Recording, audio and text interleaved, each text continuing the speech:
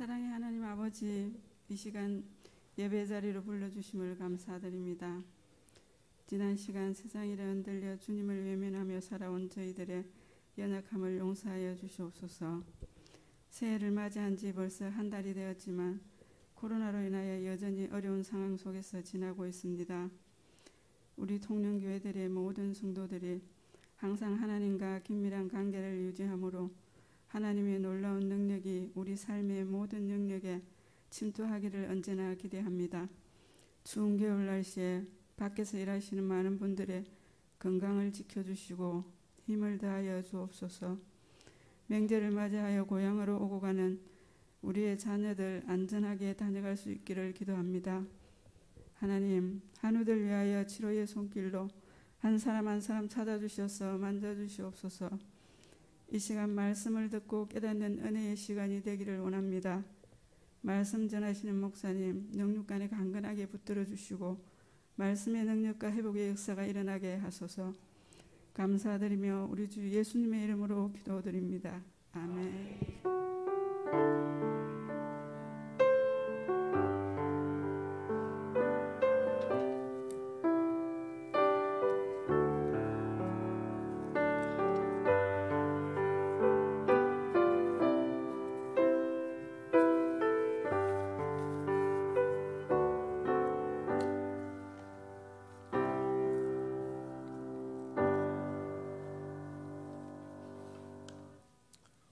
하나님 말씀 민수기 6장 22절에서 27절입니다.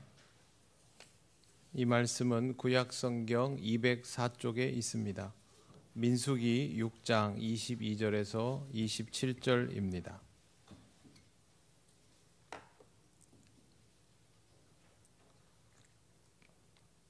한 절씩 교독하겠습니다. 여호와께서 모세에게 말씀하여 이르시되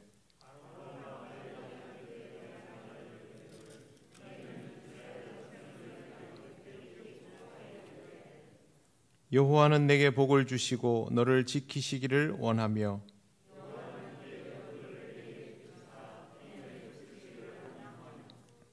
여호와는 그 얼굴을 내게로 향하여 드사 평강 주시기를 원하노라 할지니라 하라. 그들은 이같이 내 이름으로 이스라엘 자손에게 축복할지니 내가 그들에게 복을 주리라. 아멘. 기도드리겠습니다. 하나님 아버지, 은혜를 감사합니다. 오늘도 우리에게 허락하신 이 말씀을 함께 읽고 들으며 하나님 우리에게 알게 하시는 것을 깨닫기를 원합니다. 전하고 듣는 우리 모두를 지혜롭게 하셔서 주의 말씀 가운데에서 은혜를 누리게 하옵소서. 예수님 이름으로 기도드립니다. 아멘. 네, 반갑습니다. 옆에 분들 인사 나누시겠습니다.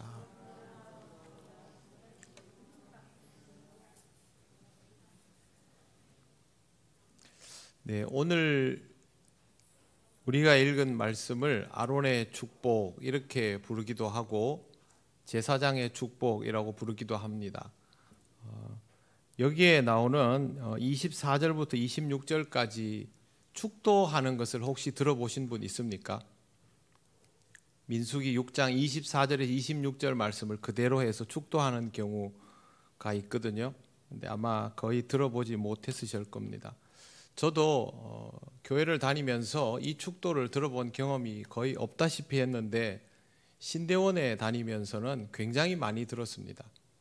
교수님들이 목회도 하셨는데 이 축도를 자주 했습니다.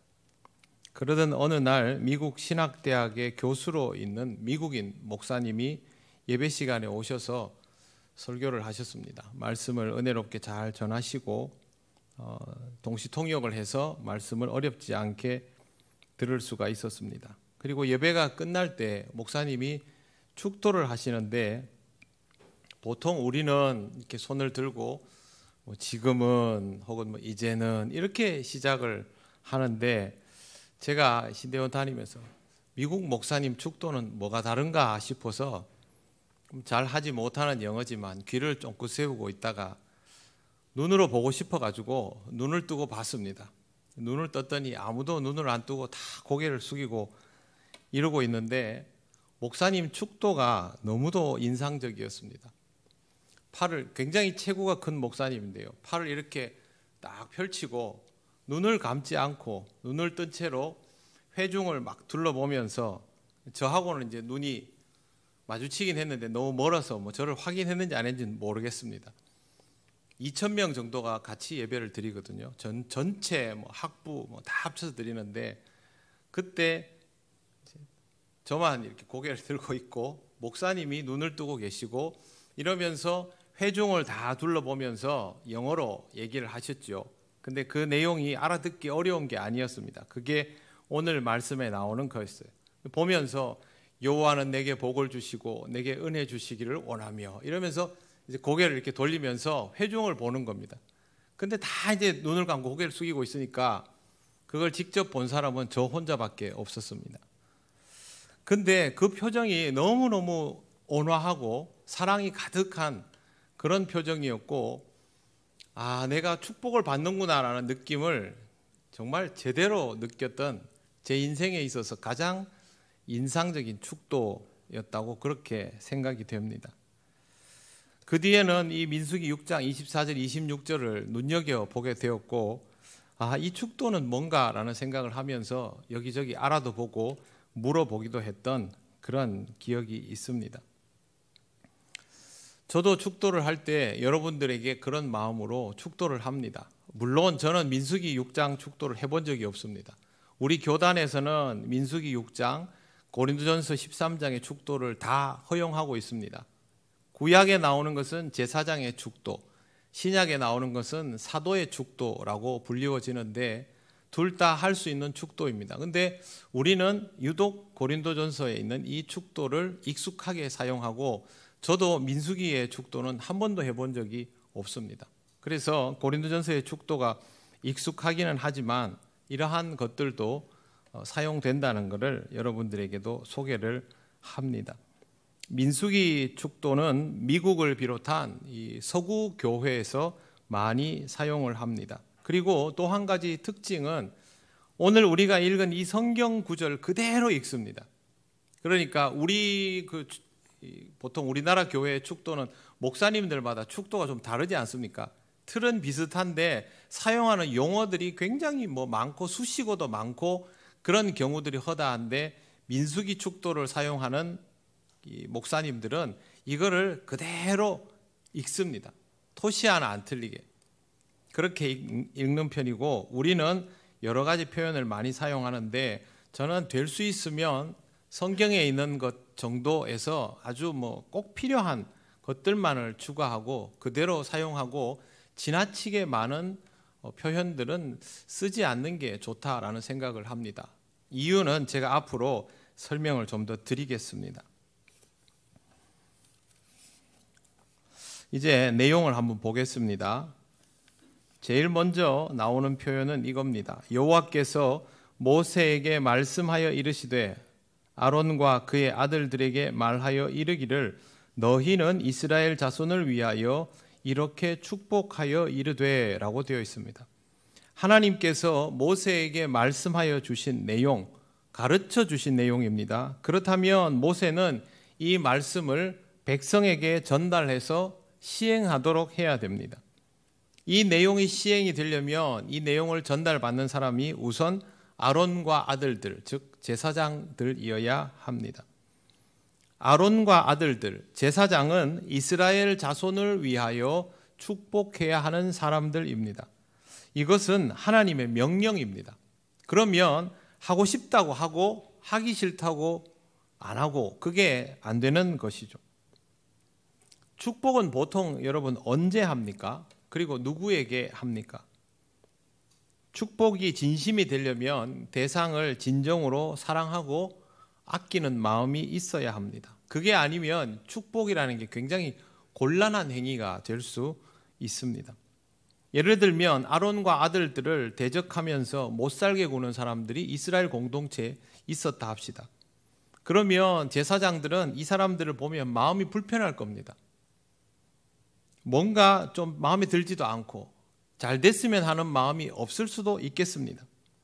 그때 제사장이기 때문에 축복 기도를 해야 됩니다. 여호와는 내게 복을 주시고 너를 지키시기를 원하며, 이렇게 해야 됩니다.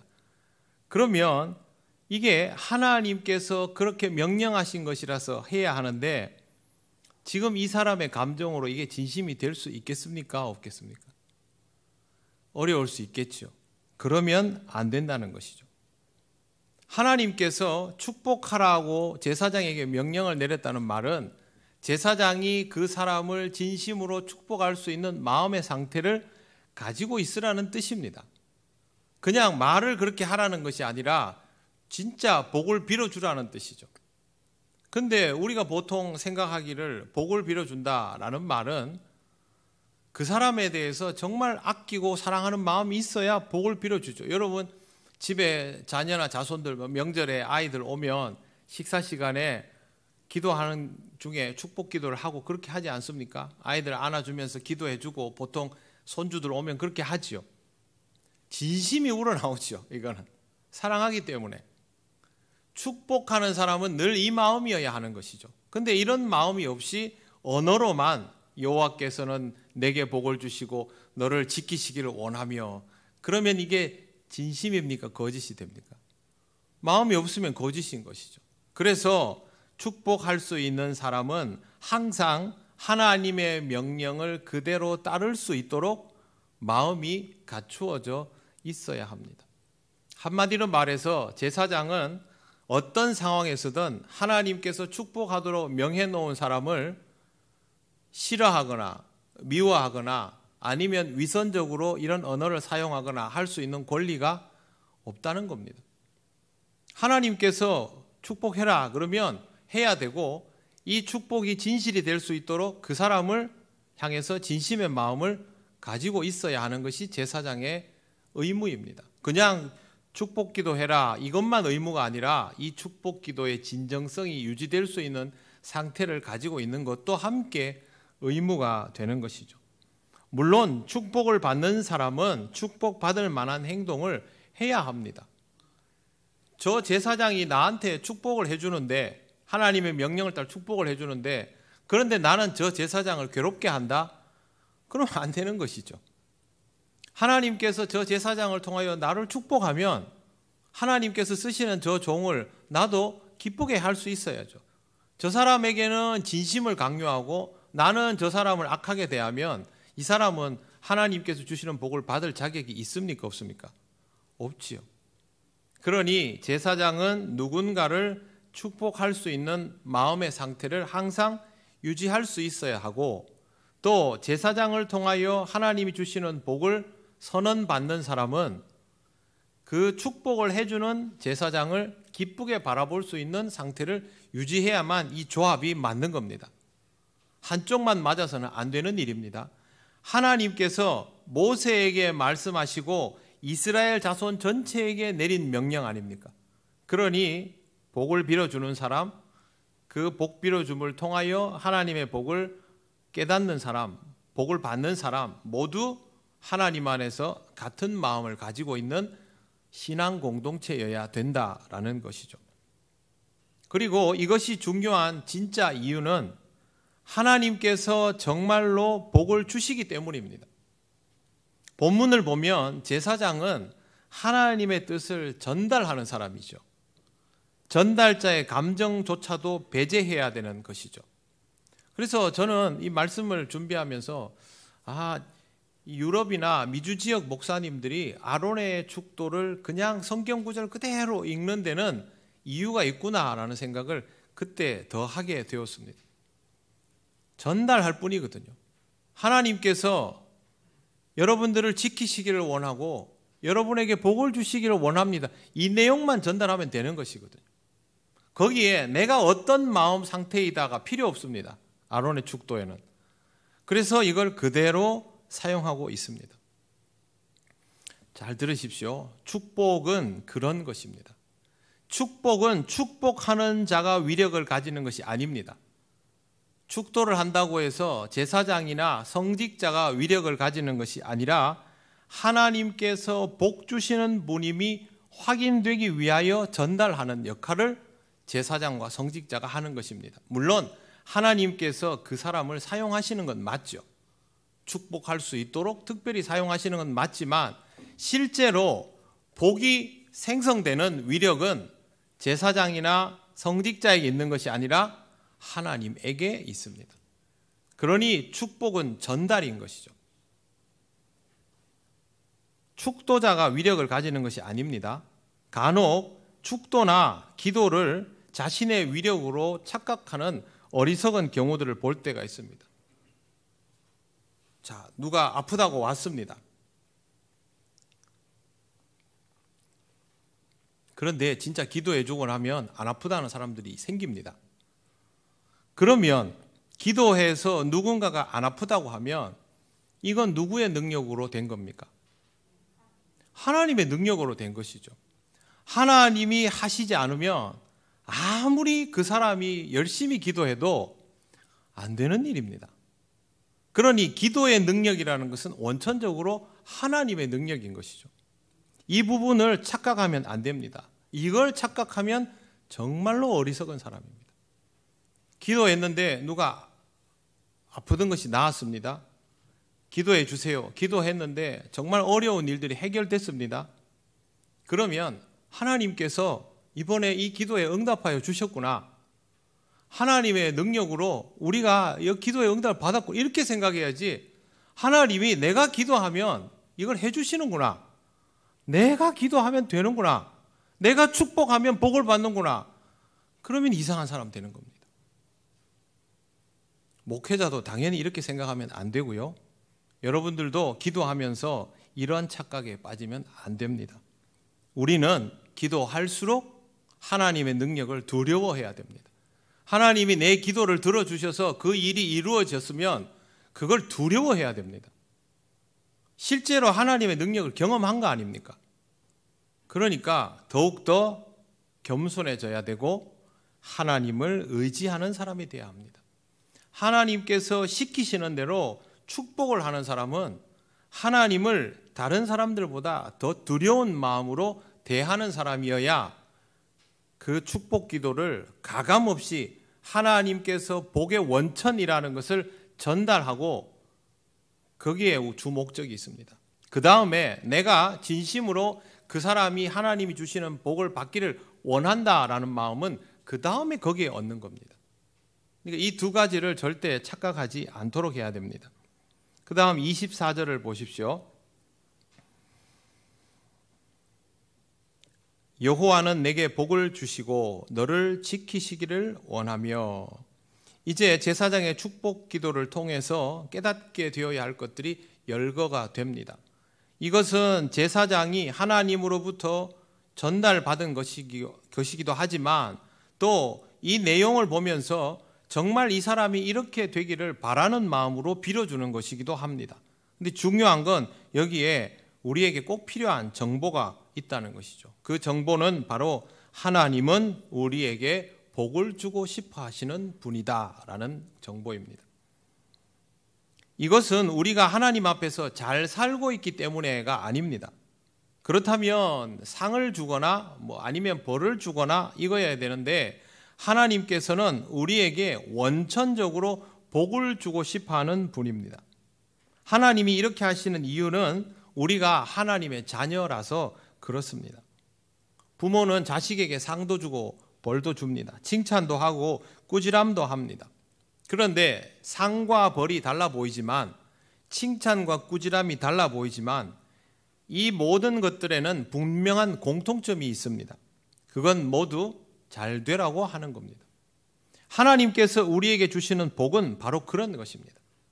현상만으로 정의할 수 없는 것, 상과 벌로 판단할 수 없는 것, 칭찬과 질책으로 판단할 수 없는 것, 그게 하나님의 복입니다. 그렇지 않으면 하나님께서 아이고 잘했다 이러면 내가 복 받는구나 싶고 야 이놈 이러면 벌 받는구나 싶고 그렇게 돼버리는 것이죠. 하지만 그렇게 단편적으로 판단할 필요가 없습니다. 우리가 하나님의 자녀이고 하나님은 우리의 아버지이시기 때문에 궁극적으로 하나님은 우리가 복받게 하시려고 모든 일을 이루시고 하나님은 우리에게 복을 주시고 이걸 원하시기 때문에 모든 역사를 거기에 맞추어서 이루어 주신다는 것이죠. 그러면 제사장이 이 축복을 할 때 축복을 받는 사람은 느껴야 됩니다. 당연히 제사장이 나를 진심으로 위하며 복을 빌어주는구나. 그런데 정말 중요한 것은 하나님이 정말 나에게 복 주시기를 원하시는구나. 내가 하나님의 자녀됨만 잘 유지하고 있으면 나는 복을 받겠구나. 그 마음을 굳건히 가지고 있어야 한다라는 것이죠. 하나님의 강복 의도를 알아야 기쁘고 감사하게 이 복을 받아들일 수 있는 준비를 하며 살아갈 수 있습니다. 우리는 부족하기 때문에 하나님으로부터 늘 좋은 것만을 받을 수가 없습니다. 여러분, 자식들 키울 때 자식이 부족한데 좋은 것만 계속 주면 그 자식이 어떻게 됩니까? 더 부족해지죠. 그래서 우리는 자식을 키울 때 좋은 것만 주지 않습니다.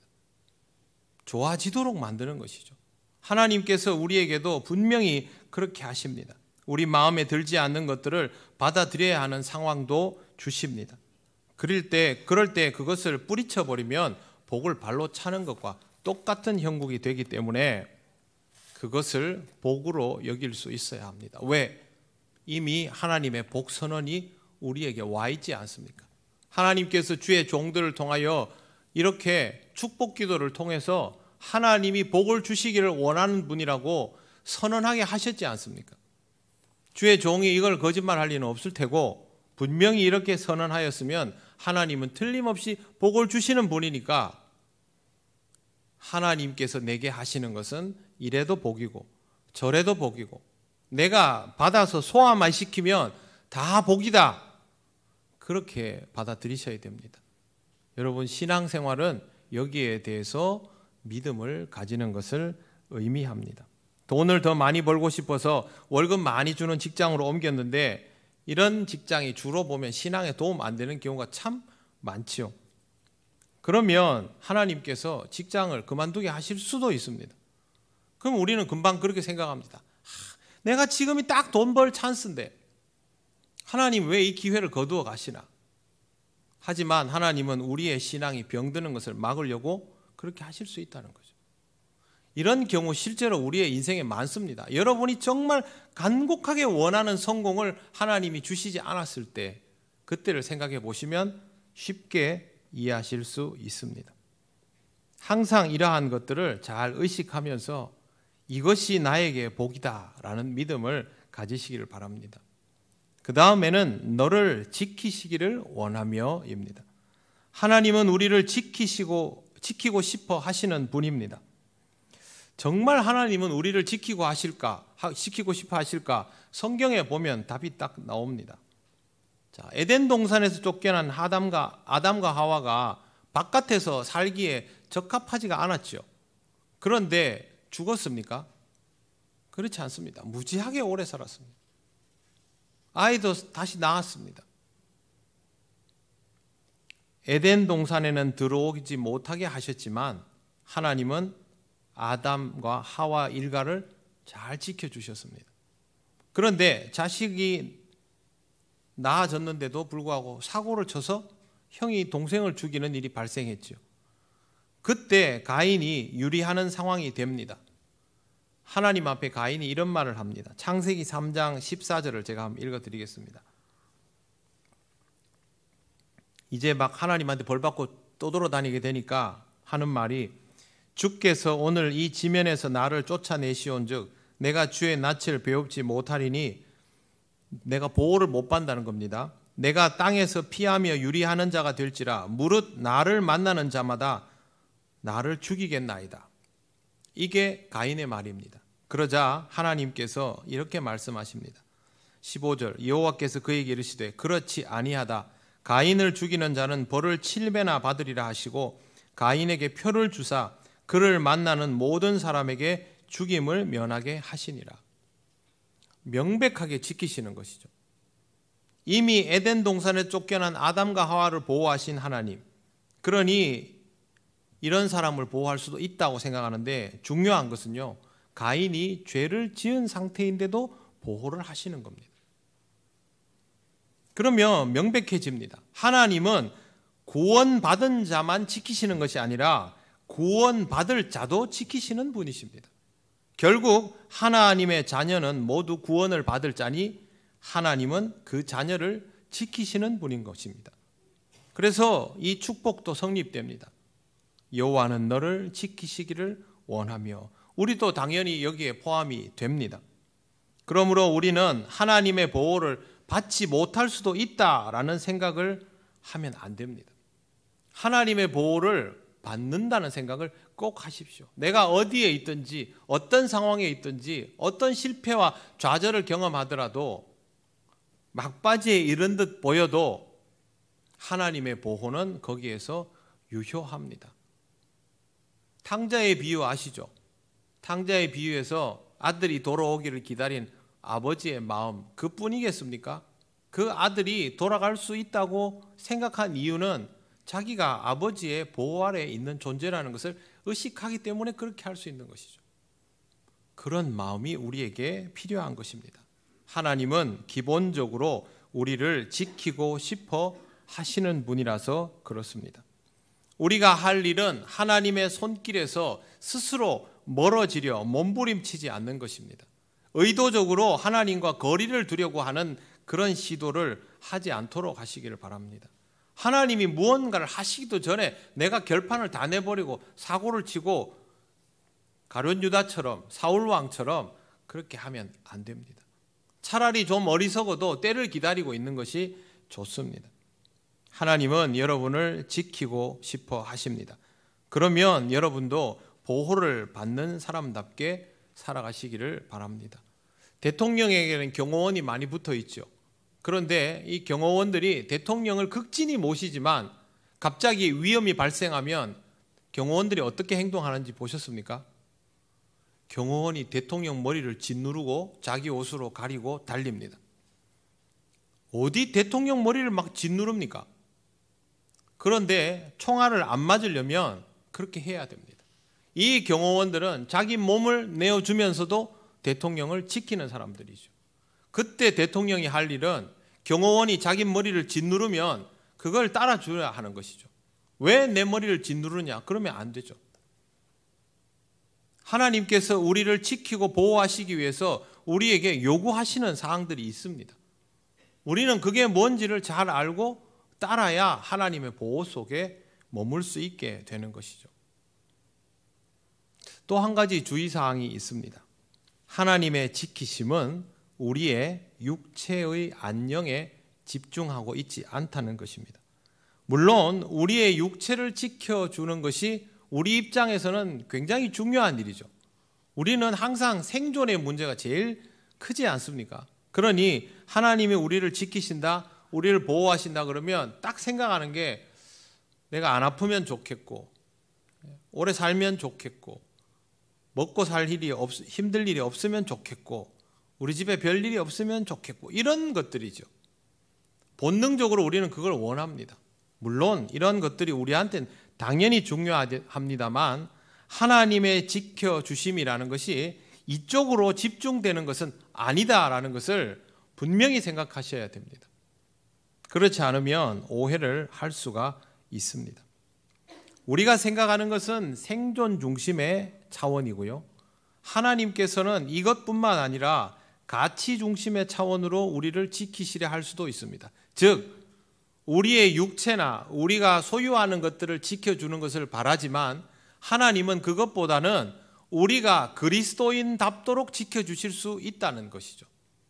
그런데 요거는 쏙 빼놓고 그냥 우리가 여기서 잘 먹고 잘 살도록 지켜주세요만 하면 하나님이 이걸 지키시겠다고 나서면 불편하게 된다는 겁니다. 하나님은 돌에 맞아 죽을 뻔한 바울을 지켜주셨습니다. 감옥에서도 풀어내 주셨습니다. 그런데 훗날 예루살렘에서 체포당하고 로마까지 그 먼 길을 압송되어 갈 때는 내버려 두셨습니다. 그리고 끝내 바울은 로마에서 순교를 했습니다. 그런데 여러분, 이게 이해가 잘 됩니까? 신학을 공부하면 이런 생각을 자연스럽게 하게 됩니다. 바울이 좀 더 오래 살았으면 어땠을까? 바울이 써놓은 편지들이 이토록 위력적인데 사실상 초대 교회들을 세우는 골격과도 같은 말씀들이 신약 성경에 이렇게 있는데 바울이 한 10년만 더 오래 살았으면 오늘의 교회가 더 성숙하지 않았을까? 실제로 그런 생각을 하게 돼 있습니다. 그런데 이 생각은요, 예수님이 잡히지 않고 십자가에 달리시지 않으셨으면 더 많은 사람들이 주님을 만나고 더 많은 사람들이 치유되고 그랬을 텐데 라는 생각과 비슷합니다. 생존이 우선이면 이게 맞겠죠. 그러나 하나님은 그렇게 하시지 않았습니다. 하나님은 정점에서 예수 그리스도의 공생애를 끝내셨습니다. 마찬가지로 사도 바울도 정점에서 그 사역을 끝내게 하셨습니다. 우리의 기준으로는 너무도 안타까운 일이지만 하나님께서는 예수를 그리스도답게 하셨고 바울을 사도답게 하신 것이죠. 바울은 사도가 아니지 않습니까? 엄밀히 말해서. 그럼에도 불구하고 바울에게 있어서 로마서는 너무도 중요하죠. 그리고 로마에서 삶이 마무리되었다는 것도 굉장히 특별합니다. 실제로 얼마 가지 않아 로마 교회는 초대교회의 중심교회가 되죠. 그러니 바울의 사역의 정점이라고 할 수밖에 없습니다. 우리나라에도 이런 예가 있습니다. 주기철 목사님 여러분 언제 돌아가셨는지 혹시 아십니까? 1944년 4월. 해방이 언제입니까? 1945년 8월이죠. 주기철 목사님이 1년 4개월을 앞두고 돌아가셨습니다. 근데 우리는 순교자 주기철 목사님이라는 것만 생각하지만 실제로 주기철 목사님은 정말 설교를 잘 하시고 깊이가 있으시고 굉장히 의미 있는 말씀을 전하는 좋은 설교자였습니다. 그래서 우리나라를 대표하는 교회에서 이미 목회를 하셨던 분입니다. 그런 주기철 목사님이 1년 반만 버티셨으면 실제로 한국교회 역사가 바뀌었을 수도 있습니다. 한경직 목사님은 자기 스스로를 항상 부족하다 여기고 부끄럽다 여기고 역사 속에서 많은 타협을 했던 것에 대해서 참회하시잖아요. 그런데 주기철 목사님은 이러한 부분들을 관통해 나갔던 분입니다. 이 목사님이 순교하지 않고 사셨더라면 한국교회의 지평은 바뀔 수 있습니다. 신사참배에 대한 가치가 초장부터 틀어졌을 수도 있습니다. 우리 기독교의 정체성 자체가 달라졌을 수도 있습니다. 물론 주기철 목사님이 6.25 때 돌아가셨을 수도 있습니다. 왜? 주기철 목사님 아들 전도사님이 6.25 때 순교하셨거든요. 그런 집안인가 봅니다. 우리가 보기에는 너무 안타깝지 않습니까? 그럼에도 불구하고 하나님은 한국교회에서 가장 인상적인 사역과 말씀을 전하셨던 너무도 좋은 종을 그때 거두어 가셨습니다. 그때가 주기철 목사님의 가치의 정점이었다라고 우리는 받아들일 수밖에 없습니다. 우리가 가지고 있는 해석의 수준으로는 그 이상은 불가능합니다. 그의 정점에서 데려가시는 것, 그것이 하나님이 주기철 목사님을 지키는 방법이었던 것이죠. 순교자들이 그런 상황에서도 기뻐할 수 있는 이유는 하나님께서 그 사람이 가장 신앙적인 순간에 그를 빛내게 하시고 거두어 가셨거든요. 이게 하나님이 지키시는 것입니다. 목사가 제일 목사답도록 하는 게 하나님의 지키심이죠. 장로가 제일 장로답도록 하는 게 하나님의 지키심 아닙니까? 성도가 성도답게 하는 것이 하나님의 지키심이죠. 물론 우리는 육체를 가지고 있고 경제적인 어려움에 너무도 힘들어하고 몸이 아프면 하루 이틀은 견뎌도 한 달, 두 달 넘어가면 죽었으면 좋겠다 싶은 마음을 가지는 약하디 약한 인간입니다. 여기에 대해서 누구도 장담 못합니다. 그럼에도 불구하고 우리의 마음에는 하나님이 우리를 지키실 때 이런 부분만 아니라 우리를 그리스도인답게 하는 영역도 지키신다는 것을 의식하고 있어야 됩니다. 그래야 하나님의 지키심이 그런 쪽으로 나한테 역사를 하시면 나는 지금 비록 힘들지만 고난 가운데 있지만 하나님이 나로 하여금 더 신앙적이게 하려고, 하나님의 자녀답게 하려고, 나를 하나님께서 영화롭게 하시려고 그렇게 나를 영적으로 지켜나가시는구나, 내가 그리스도인의 본분을 잃지 않도록 하시는구나, 그렇게 받아들이는 것이죠. 이런 지키심에 대해서도 눈을 뜨시기를 바랍니다. 그래야 우리의 신앙이 지금보다 조금씩 더 성숙해질 수 있습니다. 저도 잘 못합니다. 제가 말은 이렇게 해도 저도 여러분들과 다를 바가 없죠. 그럼에도 불구하고 우리는 하나님 부르시는 그 순간까지 신앙이, 저는 그렇게 생각합니다. 하루에 1mm씩이라도 0.1mm라도 신앙이 자라면 저는 그게 좋은 거라고 생각합니다. 그렇게 자라야 하나님이 뭐라도 보여주시고 말씀하여 주시고 힌트라도 주시면 조금이라도 더 알아차리고 바보짓을 덜 하지 않겠습니까? 저와 여러분은 그렇게 배워나가면 좋겠습니다. 하나님께서 주의 종을 통하여 축도를 할 때, 또 누군가를 통하여 축복 기도를 할 때마다 이러한 부분들을 꼭 의식하시기를 바랍니다. 하나님의 은혜가, 주 예수 그리스도의 사랑이, 성령의 교통하심이 이럴 때마다도 똑같습니다. 축도의 내용이 다르다 할지라도 하나님께서 나에게 저렇게 복을 주시는 분이구나, 그거를 굉장히 넓은 안목으로 느껴가시고 받아들여 가시면 여러분에게 주어진 오늘의 삶이 하나님의 복 주심의 연장 속에 늘 있다는 것을 깨닫게 되실 것입니다.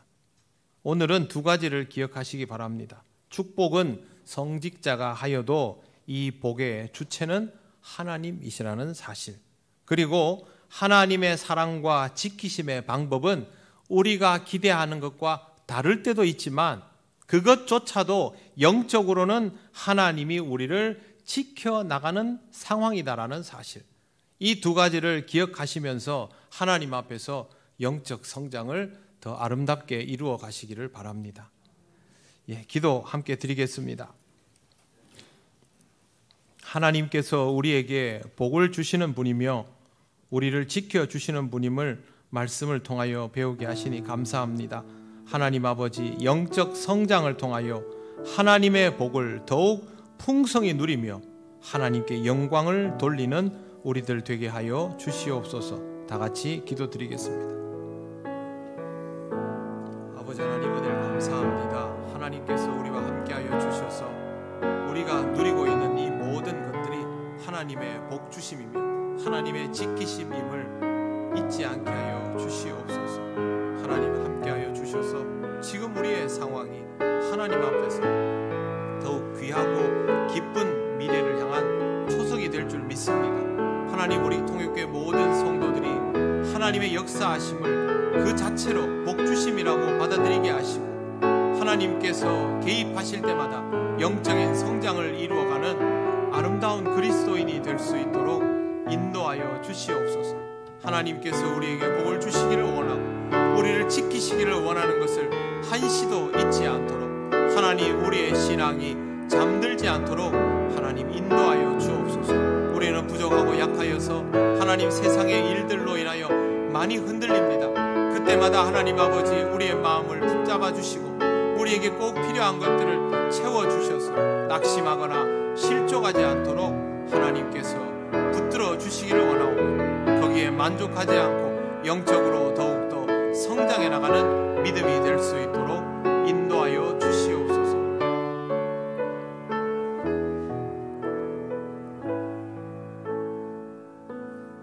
아버지 하나님, 은혜를 감사합니다. 우리가 너무 약하기 때문에 하나님 이 말씀을 듣고도 우리의 삶에서 하나님 앞에 어리석은 많은 것들을 요구할 수 있음을 하나님께 미리 용서를 구합니다.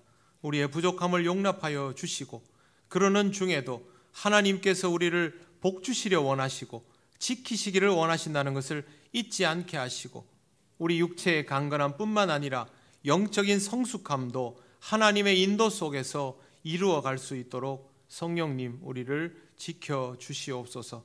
우리가 주님 앞에서 함께 자라나며 함께 영광 돌리며 하나님을 영화롭게 하는 아름다운 주님의 몸된 교회가 되기를 간절히 원하오며 예수님 이름으로 기도드립니다. 아멘.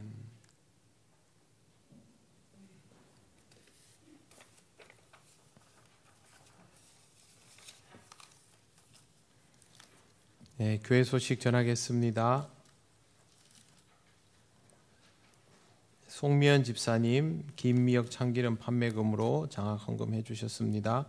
연말 정산이 필요한 분들은 사무실로 신청을 해주시기를 바랍니다. 신기자 권사님 친정 부친께서 별세하셔서 장례를 오늘 마쳤습니다. 장례를 오늘 저녁 예배 오셨는데 나중에 권사님 교회 오시면 또 그때 위로해 주시기를 바랍니다. 다른 광고는 주보를 참조해 주시기를 바랍니다. 주님께서 가르치신 기도를 올려드립니다. 하늘에 계신 우리 아버지, 아버지의 이름을 거룩하게 하시며 아버지의 나라가 오게 하시며 아버지의 뜻이 하늘에서와 같이 땅에서도 이루어지게 하소서. 오늘 우리에게 일용할 양식을 주시고 우리가 우리에게 잘못한 사람을 용서하여 준 것 같이 우리 죄를 용서하여 주시고 우리를 시험에 빠지지 않게 하시고 악에서 구하소서. 나라와 권능과 영광이 영원히 아버지의 것입니다. 아멘.